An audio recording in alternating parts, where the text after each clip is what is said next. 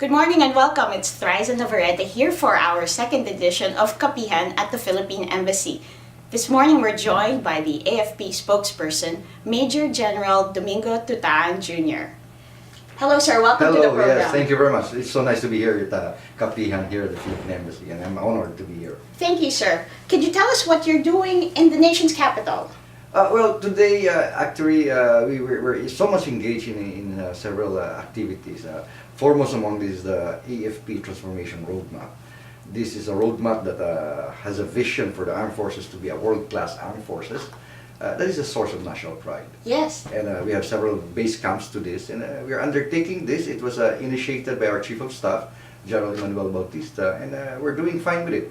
In fact, we're very optimistic that our goals or our vision will be reached as we have scheduled them. Oh, excellent. Well, this is great, and we're very glad that he's here to talk to us about that. General, there's been a lot of excitement in the Philippines recently with the visit of President Obama. Now, the centerpiece of that visit was the announcement of the Enhanced Defense Cooperation Agreement. Can you tell us a little bit more about this? Well, to put it in a proper perspective, the Enhanced Defense Comprehensive Agreement, or the EDCA, is something that is within the Mutual Defense Treaty. Yes. The treaty signed many years ago after the World War II. And this is something that will give the Philippines a minimum defense posture. And I've been asked, what's this minimum defense posture? It's a posture that we can protect our national, the integrity of our national territory. And as we were saying, that we will not be just bullied down on what we are undertaking to protect our maritime domain, our territorial integrity, and things like that. Yes. Well, there's been a lot of concerns that it might be in violation of the Constitution. That concern probably will come out if you haven't read what EDCA is. Yes. Because well, EDCA is now in the web pages. You can download it. You can look at the provisions of it, and it shows that that everything is compliant and within the Constitution. We have something that is within already the Mutual Defense Treaty, so there's no need for any congressional hearing on the matter, so to speak. But the point is that everything is being undertaken within the Constitution. It has been pronounced both by the President of the United States and the President of our President, yes, that no basis will be done, because that is the Constitution that we have, and I think it's very much compliant to our Constitution. All right. Well, that's great news for everybody. How do you believe that EDCA will impact the lives of the average Filipino? Well, as this EDCA would, as it is presented, is an enhanced defense posture for us, and that secures our national integrity. And for an average Filipino, then therefore this would be something that would be beneficial to them. That we maintain our sovereignty, and yes, this allows us to be able to undertake what we have to undertake as a people and as a nation. And with the EDCA, the Armed Forces of the Philippines will be better in a better place to protect. yes, And serve the state and the people, and for our Filipinos to sleep soundly, yes, as we protect our territorial integrity. And from the armed forces perspective, how does the AFP benefit from this agreement? Well, this agreement will now make us be able to, part of our modernization will be undertaken, of course. Secondly is on the capability of the individual soldier and formed units. I talk of individual soldiers as they are, yes, and formed units as a unit as a whole. So with these exercises that we have, especially in maritime surveillance or maritime operations, in humanitarian assistance and disaster response, it will enhance our capability. And undertaking this with our ally, long-time allies, the yes, United States of America. So we are being made better prepared for any challenges or eventualities we are to face. I'm not talking about war postures, yes, but I'm yes, talking about any other challenges that we have to face in the near future, in the long future, that is. All right. Do we have an idea of how many American troops we will be welcoming over the next 10 years? Well, that would depend, because everything will be undertaken again by the Mutual Defense Board.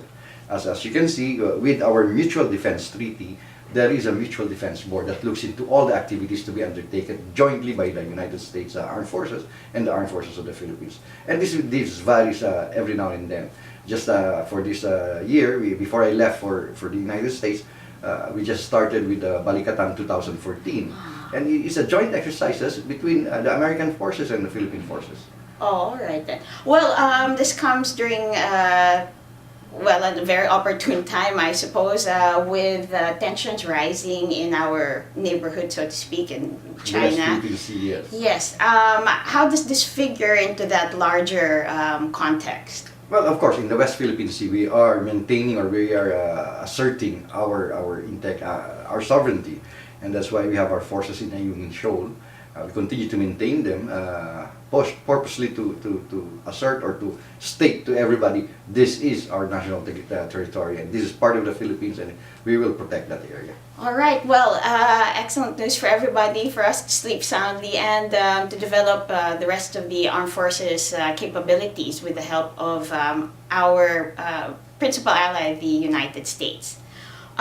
General, you graduated from PMA in 1981. 81, yes. And can you tell us how has the armed forces changed since that time? Well, it is a big change. When I graduated, of course, we were in an armed forces that really don't see so much direction to it, so to speak. We had a lot of our senior officers in extended services beyond retirement age. Now, 37 years or so after, we see that the Armed Forces of the Philippines has professionalized in a manner that both individual soldiers and formed units are undertaking things on a professional manner. And a big help to this is our transformation roadmap, as I have said. And it gives us to make us mission capable for various challenges that we have, like the international defense and security engagements, humanitarian assistance and disaster response, peacekeeping operations, yes. internal security operations, yes. and other non-traditional roles that we have to undertake.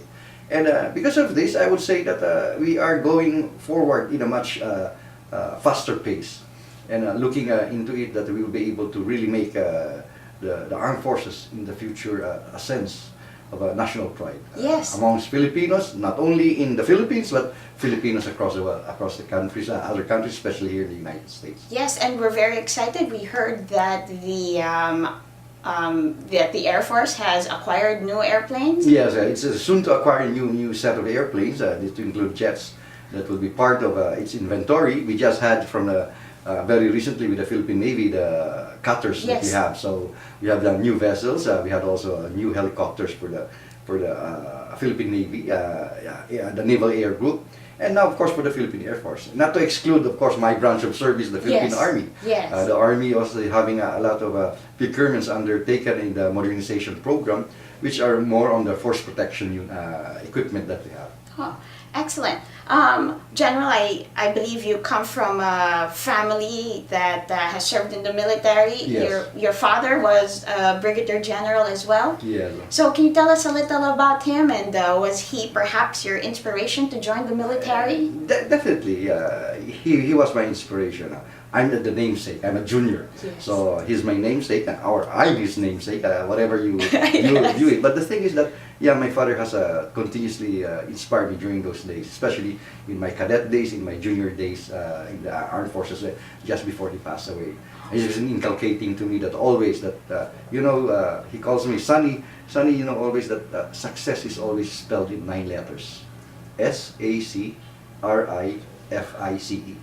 So that's excellent. sacrifice. So Yes. you have to really sacrifice a lot in order to get a success in whatever undertaking. Yes. And as I end my career also in the military, I'll be soon retiring soon. And I Oh. would say that I was able to attain the success or the self-actualization I have in the military service, and all of this also with the sacrifice and prudence. Wow. Well, that's excellent.